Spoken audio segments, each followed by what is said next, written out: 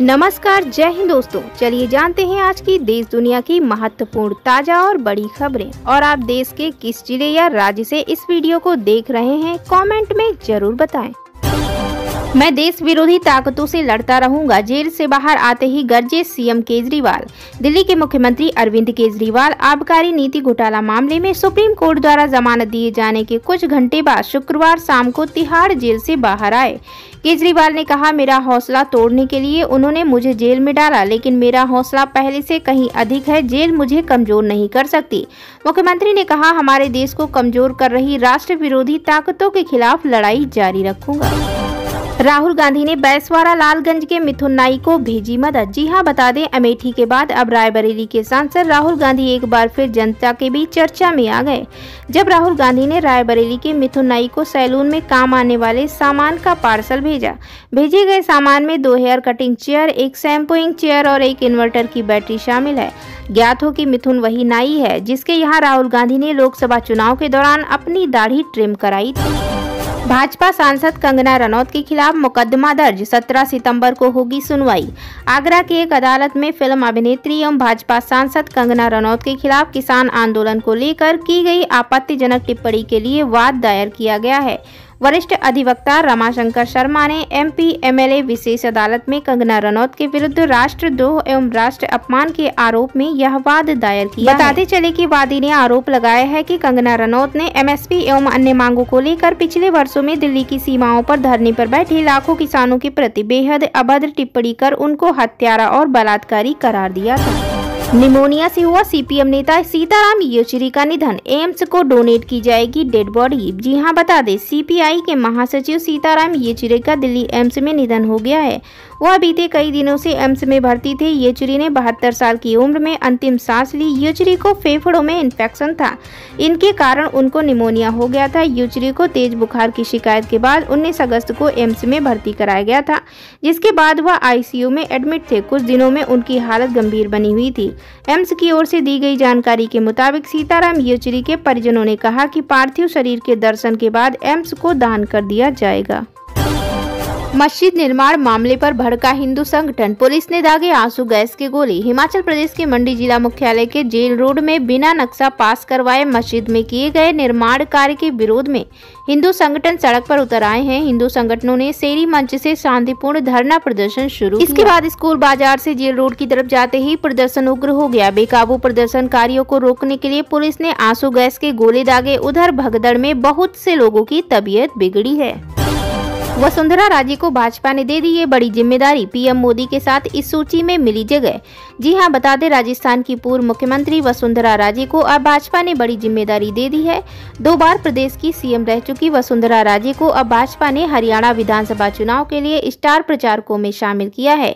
इस सूची में सीएम भजनलाल शर्मा, पूर्व प्रदेश अध्यक्ष सतीश पूनिया, डिप्टी सीएम दिया कुमारी और केंद्रीय मंत्री अर्जुन राम मेघवाल का नाम भी शामिल है।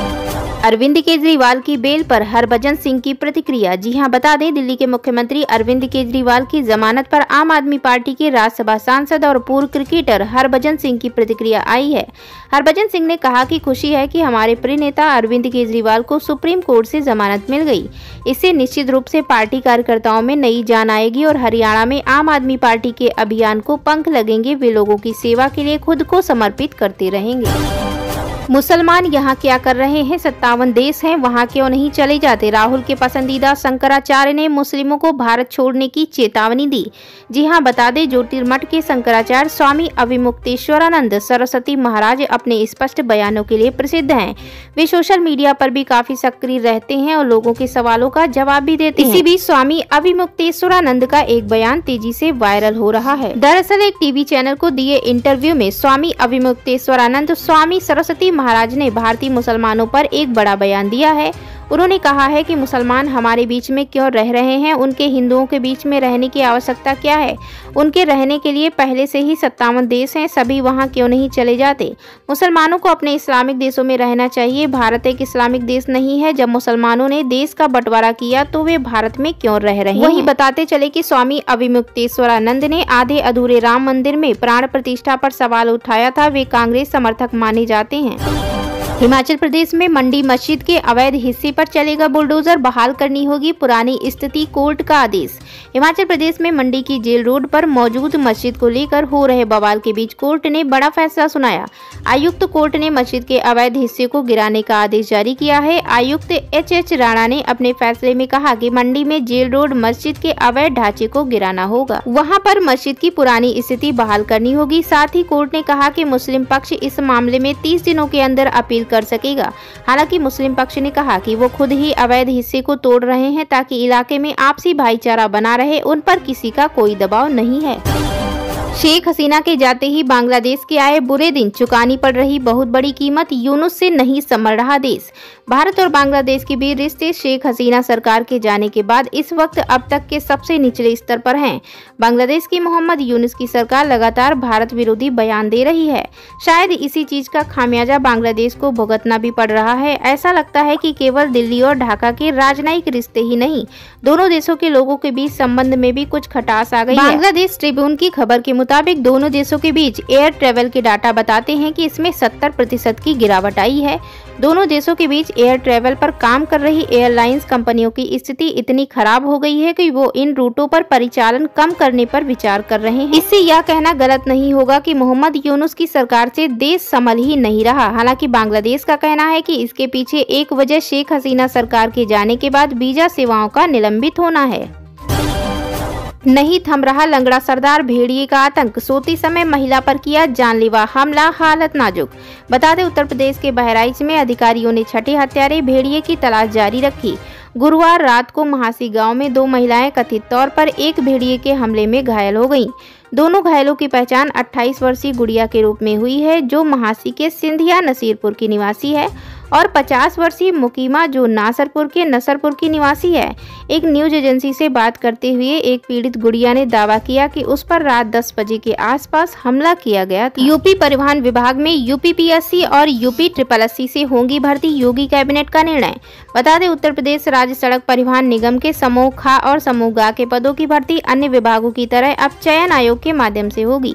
समूह ख के रिक्त पदों पर भर्ती प्रयागराज स्थित उत्तर प्रदेश लोक सेवा आयोग के माध्यम से की जाएगी। वहीं समूह ग की भर्ती उत्तर प्रदेश अधीनस्थ सेवा चयन आयोग करेगा। मुख्यमंत्री योगी आदित्यनाथ की कैबिनेट से परिवहन निगम से जुड़े 3 महत्वपूर्ण प्रस्तावों को स्वीकृति मिल गई है। इसके तहत अब चंदौली में बस स्टेशन व डिपो कार्यशाला के निर्माण के लिए कृषि विभाग की चिन्हित भूमि परिवहन विभाग को निःशुल्क हस्तांतरित की जाएगी। G7 में भारत को नहीं मिली जगह, एस जयशंकर ने पश्चिमी देशों पर ब्रिक्स के माध्यम से कसा तंज। बता दें कि भारतीय विदेश मंत्री एस जयशंकर ने गुरुवार को Geneva centre for security policy में एक महत्वपूर्ण संबोधन दिया, जिसमें उन्होंने G7 पर तीखा प्रहार किया और साथ ही ब्रिक्स की बढ़ती प्रभावशीलता को भी उजागर किया। जयशंकर का यह बयान वैश्विक आर्थिक और राजनीतिक गठबंधनों के बारे में चल रही चर्चाओं के बीच आया। अपने संबोधन में जयशंकर ने बताया कि ब्रिक्स का गठन G7 के खिलाफ एक विकल्प के रूप में किया गया था, जो नई सदस्यता के लिए दरवाजे बंद किए हुए था। उन्होंने कहा, ब्रिक्स इसलिए बनाया गया क्योंकि G7 राष्ट्र किसी और को उनके क्लब में शामिल होने नहीं दे रहे थे, इसलिए हमने अपना खुद का क्लब बनाया, जो समय के साथ महत्वपूर्ण बन गया है। जूनियर डॉक्टरों ने राष्ट्रपति और प्रधानमंत्री को लिखी चिट्ठी, रखी ये डिमांड। बता दें कि पश्चिम बंगाल में आंदोलनकारी कनिष्ठ चिकित्सकों ने राष्ट्रपति द्रौपदी मुर्मू और प्रधानमंत्री नरेंद्र मोदी को पत्र लिखकर आरजीकर अस्पताल गतिरोध मामले में हस्तक्षेप का अनुरोध किया है। पश्चिम बंगाल जूनियर डॉक्टर्स फ्रंट द्वारा लिखे गए 4 पृष्ठ वाले पत्र की प्रतियां उपराष्ट्रपति जगदीप धनखड़ और केंद्रीय स्वास्थ्य मंत्री जेपी नड्डा को भी भेजी गई हैं। जूनियर डॉक्टरों ने अपनी हड़ताल 9 अगस्त को शुरू की थी, जब अस्पताल के सेमिनार रूम में एक महिला स्नातकोत्तर प्रशिक्षु का शव मिला था। उसके साथ बलात्कार के बाद उसकी हत्या कर दी गई थी। तब से जूनियर डॉक्टरों ने काम बंद किया हुआ है।